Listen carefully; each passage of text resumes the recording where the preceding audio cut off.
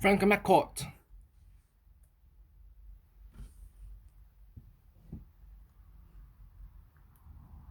When my mother, Angela, When my mother, Angela, was 6 years old, she felt sorry for the baby Jesus in the Christmas Korea, crib at St. Joseph's Church near schoolhouse lane where she lived.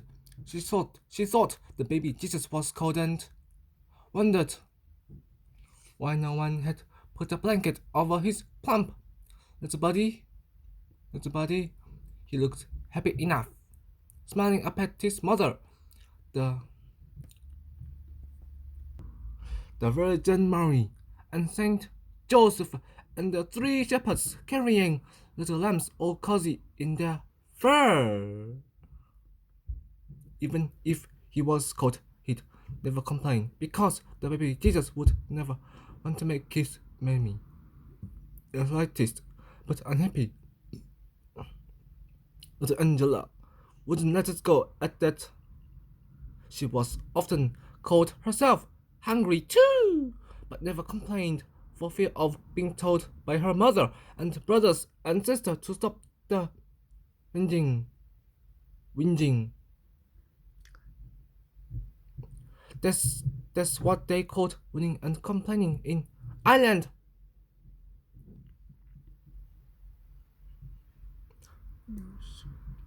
No. She'd have to do something about the poor little baby Jesus, and she wouldn't tell a soul in the world.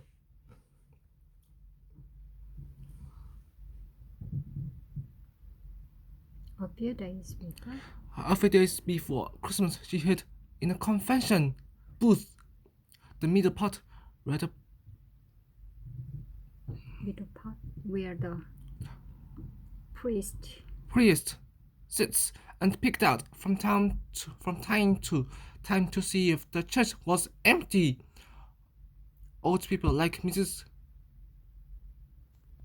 Ready and Mr. King knelt in the pews praying, snuffling, and thumping their chests, and Angela wondered, wondered why they didn't go home and have a nice cup of tea with lots of sugar. When she let out a little sneeze herself, the old people, the old people looked frightened, wondering where that sneeze came from. They whispered to me to one another there must be a ghost in the church and shuffled away as fast as they could. But Angela waited a while till she was sure the church was empty. Empty. All she could hear now was the talk of people passing outside and the club of horses on the street. She thought about what she was going to do. But she knew from lessons in school that stealing is a bad thing and you could be punished. You could be sent to bed without even a cup of tea. A cup of tea. Even if you took a penny from your mother's purse, you could be punished. So what would be the punishment? Punishment for stealing the baby Jesus. Her own mother would surely slap her bottom. But she didn't want to think about that. He had to take care of the poor little baby Jesus before he turned blue with the cold altogether. She was surprised at how cold and stiff he was. Not soft, like the babies in her lane. When she lifted him from the crib, he kept on, smiling at her the way he smiled at everyone else. The Virgin Mary, Saint Joseph, and the three nice shepherds with the lambs at the three wise kings with all their presents. She felt sorry for them that they wouldn't be able to look at the baby Jesus anymore.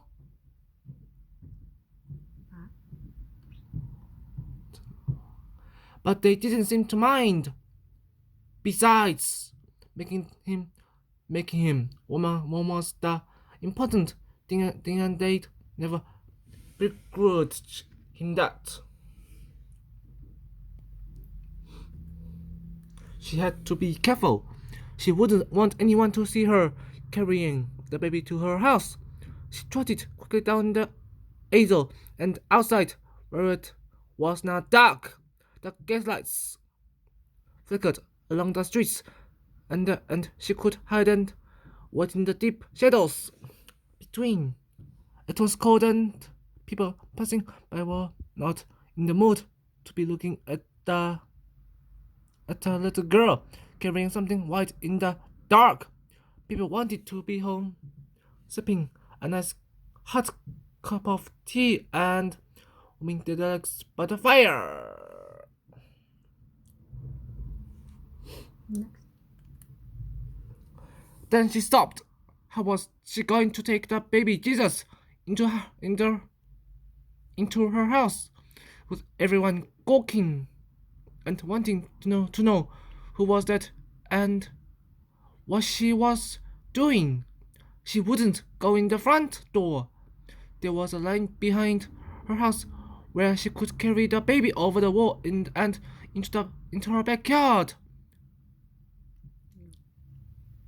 No, the wall was too the wall was too high. She could climb over herself, but not with the baby. She talked to him. Will you help me? The baby. Will you help me? He did. He told her in her hand to throw the baby over the wall and recover him on the other side. That was hard. She threw, and he wouldn't go over till she threw the third time, and over he went.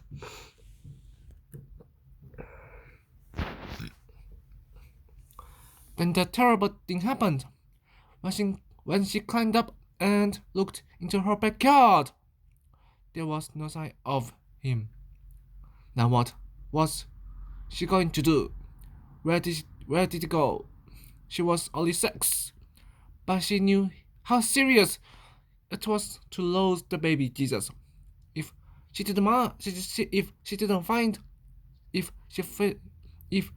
find him, he'd be cold and calling for his mother. Ah! Ah! Ah! There he was, all white in the dark, lying in the backyard of the blind woman next door, Mrs. Blake. Now, pressed on the wall, she talked to him sternly. Here she was trying to help him, and there was no excuse for the way he was behaving, flying around like a bird and landing in the backyard where he wasn't supposed to be.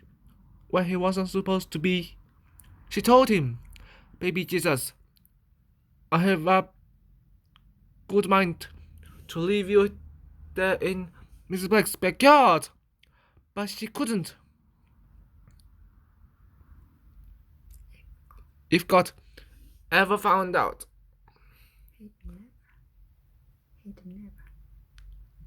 he'd never let her have a sweet or a bun for a whole week. She told the baby, "I'm gonna throw you over the wall. You're not supposed to land in Mrs. Blake's backyard. You're not to be flying around like an angel." She climbed down to Mrs. Blake's backyard and picked him up. This time, in one throw, he went over the wall into her own yard, and it proved he was paying attention, even if he had the same smile. She loved the way his hands and arms still reached out the way they did in the crib. She climbed into her own backyard, told him he was a good baby for going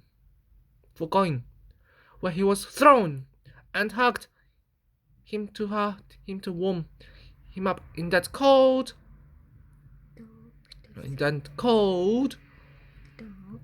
December night.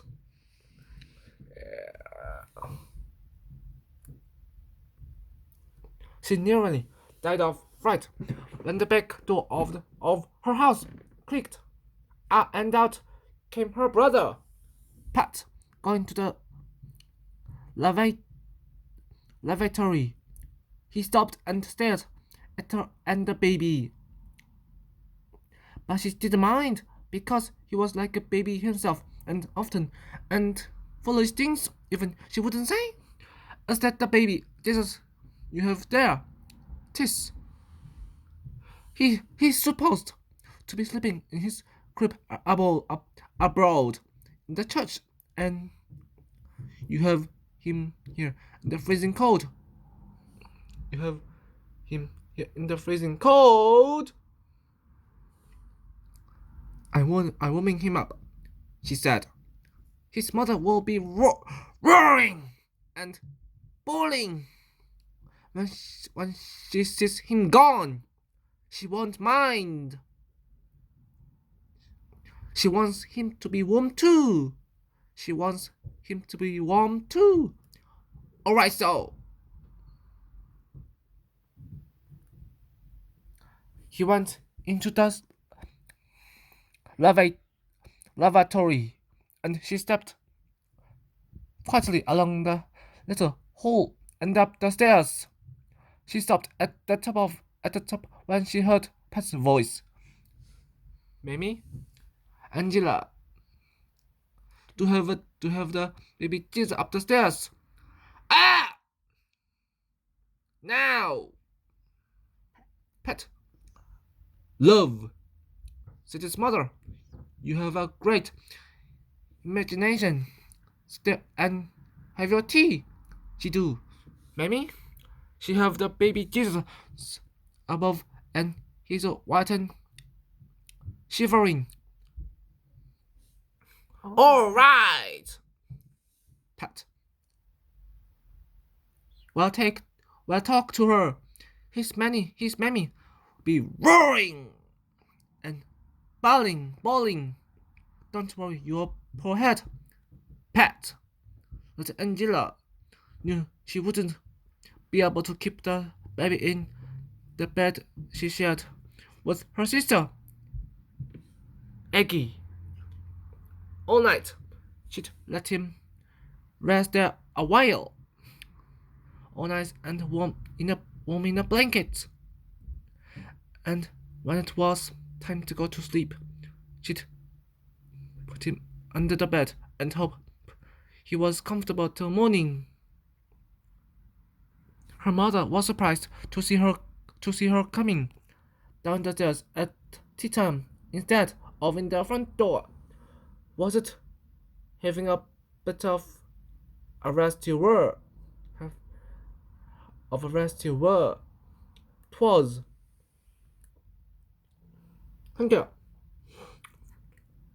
After tea, she was allowed to sit by the fire listening to the talk of her family. She always wanted to say something. But she was told she was too young, and to shush up. She was only 6, so what could she ever say that was important? So that she didn't mind one bit. She had a big secret. Baby Jesus above in the bed, nice and warm. It was hard for her to keep the secret. It was hard for her to keep that secret.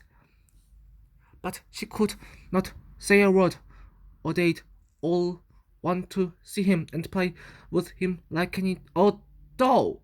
She had a doll once, which she still cried over when she remembered how her sister, Aggie, put his head off and laughed. Her family laughed again when Pat told them how he'd seen Angela with the baby Jesus in her arms out in the backyard. But when they laughed, he cried. She have got in the bed, so she do. All right, Pat. All right, his mother said. You could see She wanted to Humor. humor him. Well, all go up and see if the baby Jesus is in the bed. Little Angela was terrified. There but a fire. What would she do if the family went upstairs and found the baby Jesus in the bed? Her mother would sure slap her bottom and make her go to sleep without her tea and bread. She followed her mother and her brother, Tom, and her sister, Aggie, and her brother, Pat, the cause of the trouble. Up the stairs. It was dark in the room, but still you could see the baby Jesus in the bed, his head on the pillow, his arms stretched out. So it was almost too dark to see that lovely smile. Mother, oh God, said little Angela's mother, is that she baby Jesus from Saint Joseph's? When everyone said, "Tuss, little Angela, stayed silent." Her mother turned to her. Angela, did you put that baby in the bed? Tell the truth, because if you tell a lie in the presence of the baby Jesus is worse than any sin in the world. Little Angela wanted to cry. Little Angela wanted to cry, but she didn't. There was something in her head that told her crying was useless at a time like this. At a time like this. I did, she said. And why? For the love of God. He was cold in the crib and I wanted to warm him up. Tom and Aggie laughed and their mother told them be quiet. Little Angela noticed the pet, the cause of all her trouble. Didn't laugh, he said. I love the baby Jesus. I'll mind him so he won't be cold. I mind him so he won't be cold. Ah! Pet. Ah! Pet, said his mother. Sure. We have to take him back to his poor mother. Sure. We have to take him back to his poor mother. Why we have to take him back to his poor mother? The Virgin Mary are brought in the chapel. Napet started to cry. Please, Mammy. Please, Mammy. I'll warm him and I'll tell his mother we have him safe in the bed. Little Angela wanted to tell Pet that she was the one who had brought the baby Jesus here and he had no right to talk about telling the Virgin Mary where her son was. Mammy? She said. What? Said her mother in a sharp way. I want to warm the baby, Jesus. I don't want Pet to be doing any. I don't want Pet to be doing anything. He's your brother. He loves the baby Jesus. I don't care. Anyway, the baby Jesus has to go back to his mother this very minute. Now the tears burst from little Angela's eyes. Please. Please. Oh! Please. Back it goes. Angela? And well, be lucky if there isn't trouble with the parish priest. Her mother wrapped the baby in her black street shawl and they all walked round the corner to return him to his mother and Saint Joseph and the shepherds with the nice warm lambs and the 3 wise kings. But they were shocked when they found the door of the church locked and shocked even more when the door opened and there was the parish priest Father.